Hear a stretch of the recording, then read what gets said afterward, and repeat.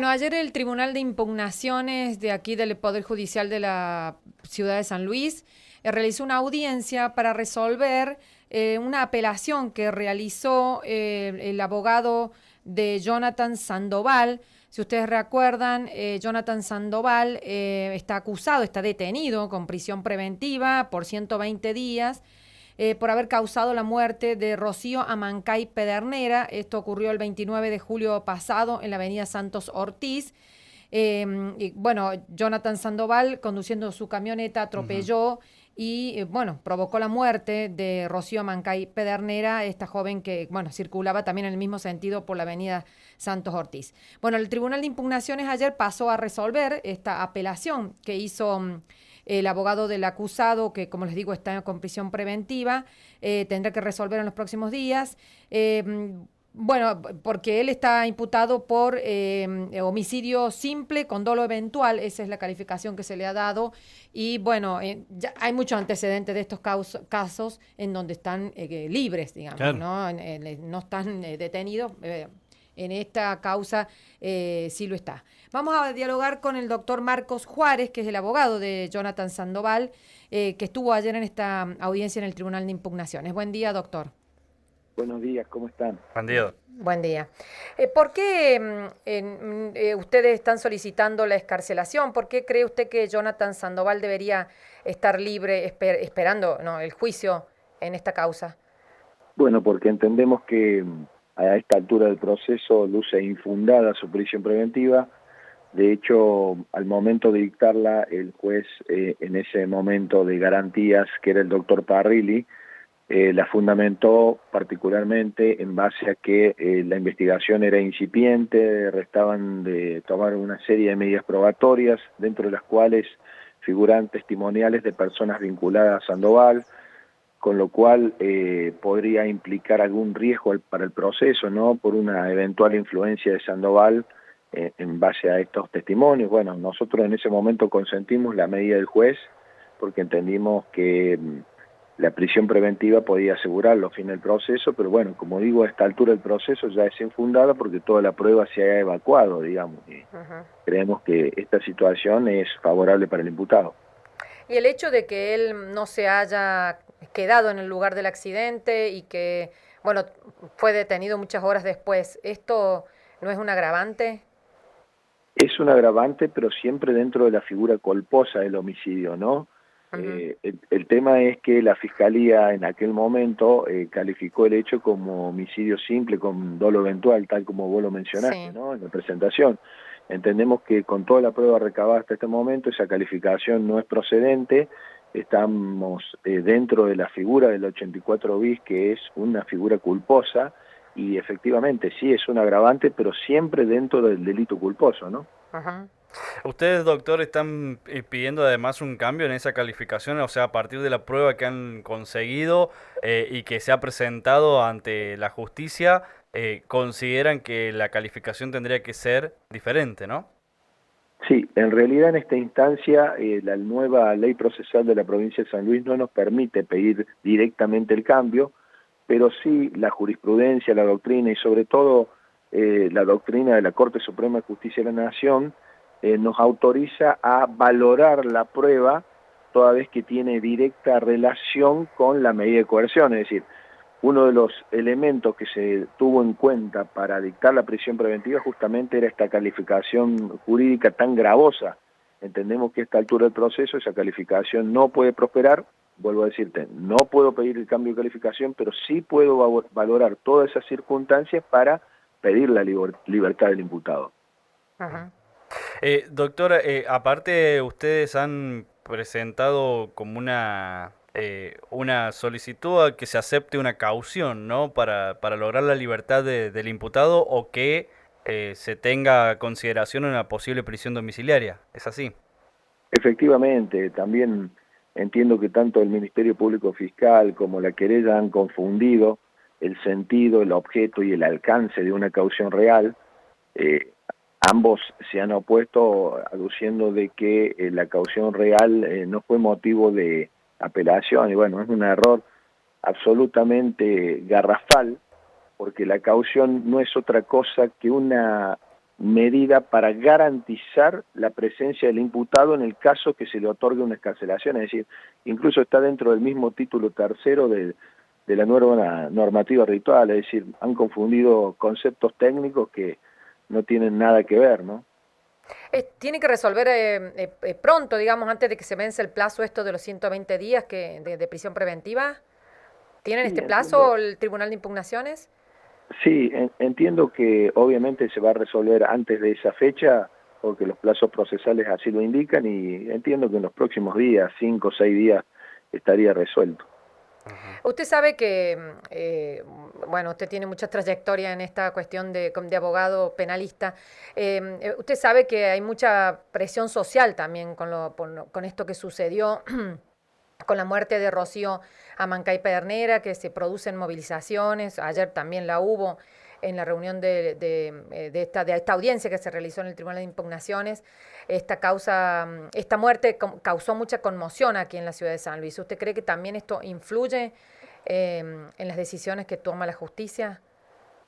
Bueno, yo creo que los jueces no están movidos por la influencia de las manifestaciones o los movimientos que haya. Entiendo que los jueces deben estar influidos por el marco normativo que rige a un caso y sobre todo las circunstancias concomitantes de ese caso. Pero obviamente no puedo desconocer que esta circunstancia de esta conmoción social también influye en el ánimo de los jueces, es obvio, ¿no? Doctor, una de las cosas que se plantea justamente en esto de el interés social que hay alrededor de este caso es que según lo que ustedes han probado, se han dicho muchas cosas que finalmente no pasaron según lo que ustedes presentaron, ¿no? Por ejemplo, que Sandoval estaba ebrio al momento de manejar la camioneta, que circulaba a una velocidad que no era la permitida o reglamentaria. Todo eso ustedes lo han podido probar en contra de lo que se ha dicho en un primer momento. Sí, efectivamente se ha incorporado, obviamente, las testimoniales de todas las personas que estuvieron esa noche con Sandoval, momentos previos, minutos previos al hecho, y todos han sido contestos en afirmar que Sandoval no estaba ebrio, que hablaba normalmente, que se conducía normalmente, es decir, todas estas circunstancias echan por tierra este estado de ebriedad que presentó la Fiscalía al momento de formular el cargo. En igual sentido, el tema de la velocidad, porque si vemos, hay un informe técnico recabado a través de las cámaras de seguridad y particularmente en el trayecto, digamos, donde había ocurrido el accidente, figura una velocidad promedio de 94 kilómetros por hora. Si tenemos en cuenta el informe de Vialidad Nacional, ese tramo donde ocurrió el accidente es Ruta Nacional número 7, ergo la velocidad máxima permitida son 110 kilómetros por hora, es decir, ni siquiera iba en el límite máximo de la velocidad, iba muy por debajo. Es una avenida ahora local, eso era la ex Ruta Nacional número 7, por eso creo que debe figurar así, pero en realidad es una avenida como de circunvalación de la ciudad de San Luis. Sí, en realidad te voy a O corregir. doble vía, no sé cómo se denomina. Vialidad Nacional concedió ese tramo a la ciudad de San Luis, nunca se hizo el traspaso formal y al día de la fecha es Ruta Nacional número 7, al día de la fecha. También hay que tener en cuenta que en el sentido de circulación donde se produce el accidente no hay ningún tipo de señalización de velocidades máximas permitidas. Caso contrario, sí, de la mano del frente, es decir, ingresando a la ciudad de San Luis, sí están los carteles indicadores de velocidad, porque vuelvo a decir, ese tramo es de ingreso a la ciudad. Sí, sí. Sí, exacto, o de egreso, digamos, también hacia las localidades de Juana Coslay, que entiendo que es donde se dirigían ambos.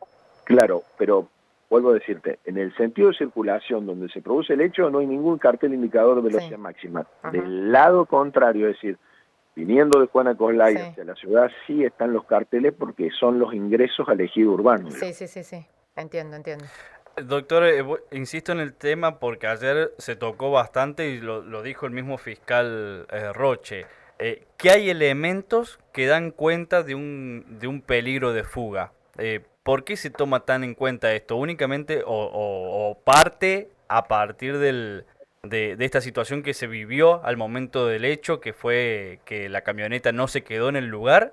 ¿O qué otros elementos plantea Roche para que se evidencie un peligro de fuga? Bueno, el fiscal Roche particularmente habla justamente de este hecho que vos señalás de haberse ido del lugar. Entiendo que confunde peligro procesal con una circunstancia que ya está dentro de la figura del tipo penal, es decir, ¿es un agravante? Sí, pero está dentro del 84 bis con la reforma, haberse ido sin dar socorro a la víctima. Es un agravante, pero dentro de la figura culposa. Y ese agravante, que ya está en el Código Penal, no puede ser utilizada como un peligro procesal. Es decir, si no estaríamos violando una famosa garantía constitucional que es nada más ni nada menos que valorar doblemente una circunstancia en perjuicio del imputado. Pero además, el fiscal Roche toma como circunstancia o valora como circunstancia del peligro de fuga el hecho de que el imputado en los dos allanamientos no se encontrara presente en su domicilio. Esto también está absolutamente errado, ya que en el primer allanamiento sí estaba Sandoval, y de hecho eso luce agregado en el acta de ese primer allanamiento, estaba Sandoval, de hecho es quien proporciona o facilita las llaves del vehículo que termina siendo secuestrado en ese primer allanamiento, y sí efectivamente en el segundo allanamiento, ya donde pesaba una orden de detención en contra del nombrado, él mismo no se encontraba, pero no se encontraba porque estaba trabajando, es decir, hasta ese momento el imputado desconocía que había o pesaba una orden de detención en su contra, es decir, apenas toma conocimiento, ¿qué hace? Habla con su abogado de confianza y se presenta en la unidad judicial y obviamente queda detenido. Es decir, si Sandoval hubiera querido fugarse ya desde aquel primer allanamiento donde se mantiene su libertad, si hubiera ido, hubiera tenido el tiempo suficiente incluso hasta para cruzar la frontera de la provincia y no sé si la frontera del país, pero esta circunstancia denota de que el imputado siempre estuvo a derecho, es decir, no se puede utilizar en contra que circunstancialmente no se encontrara en ese segundo allanamiento en el domicilio, porque no, vuelvo a decir, no tenía conocimiento de que hubiera ninguna medida en su contra. Ajá. Por último, doctor, de mi parte, ¿considera o no puedes tomarse como que el ofrecimiento de esta caución con un importe de dinero importante o muy alto se pueda tomar como que sea una estrategia para frenar la investigación? ¿Puede que lo consideren así o en qué sentido se está presentando? No, no, la caución, te vuelvo a decir, es una garantía para que el imputado comparezca y esté sujeto al proceso. De hecho, está dentro del mismo título tercero en la normativa ritual cuando se habla de materia de excarcelación o medida de coerción. Es decir, es una garantía.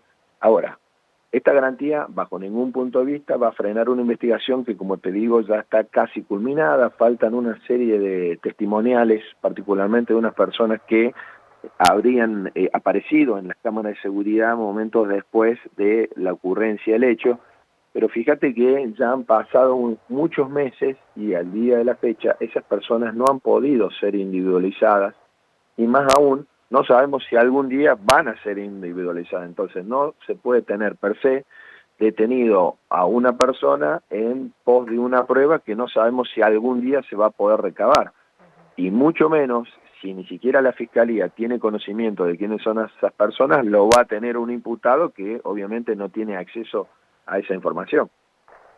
Bueno, le agradecemos muchísimo las explicaciones, doctor Marco Juárez. No, muy amable, gracias a usted. Estaremos atentos. Hasta luego, sí. Que tenga buen día. Bueno, el Tribunal de Impugnaciones entonces realizó esta audiencia ayer y deberá resolver en los próximos días si le va a dar lugar o no a la excarcelación de Jonathan Sandoval, que es el conductor de la camioneta que atropelló y causó la muerte de Rocío Amancay Pedernera el 29 de julio en la avenida Santos Ortiz y que está preso, como les digo, va a cumplir ahora 120 días preso por por esta muerte ocasionada ese día, ¿no? 8 de la mañana con 19 minutos.